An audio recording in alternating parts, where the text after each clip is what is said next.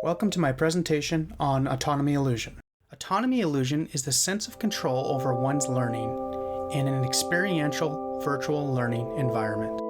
There's a lot to discuss here, so let's turn up the music and go.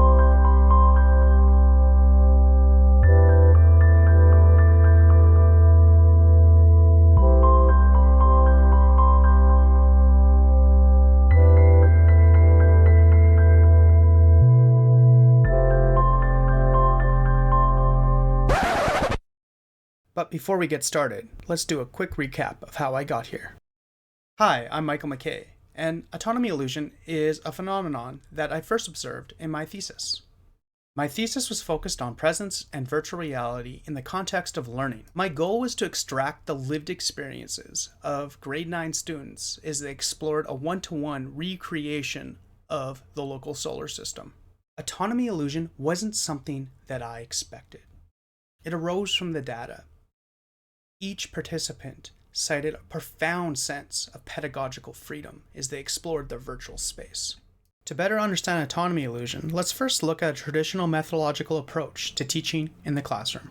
As educators see it, there is a learning goal shown here that must be achieved. As we shift to the student perspective, we notice other learning opportunities.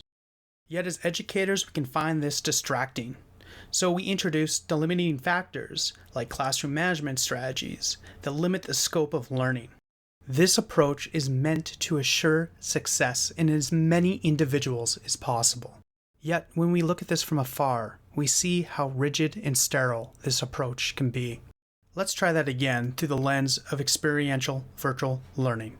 We start off much the same way, with a learning objective in a rather sterile environment.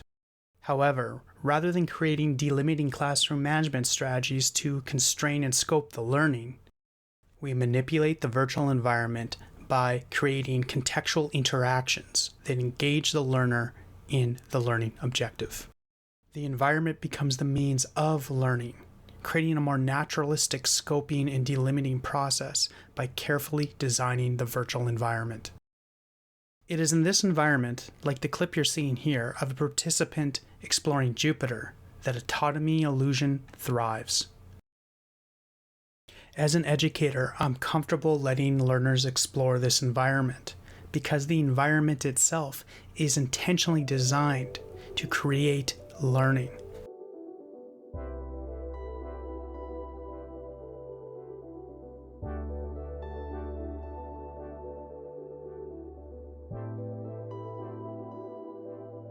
Participants from this study stated that the linear approach used in classrooms has made them feel like passive observers in their learning rather than active participants, resulting in stress and disengagement. Approaches like these can allow us to re-engage our learners.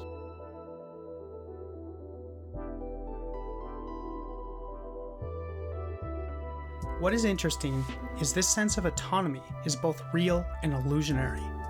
Real in the sense that learners have more control over their learning activity.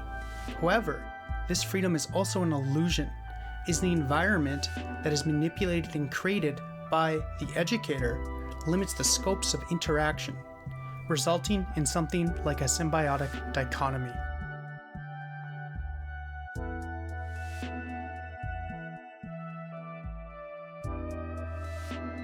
Learning in these environments are primarily experiential, non-symbolic, and first person.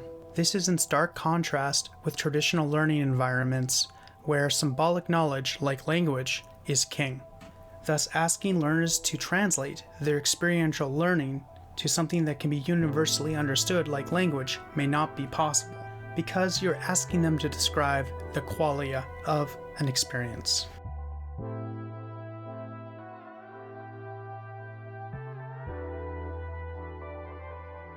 There's still much we need to learn about autonomy illusion and virtual learning itself.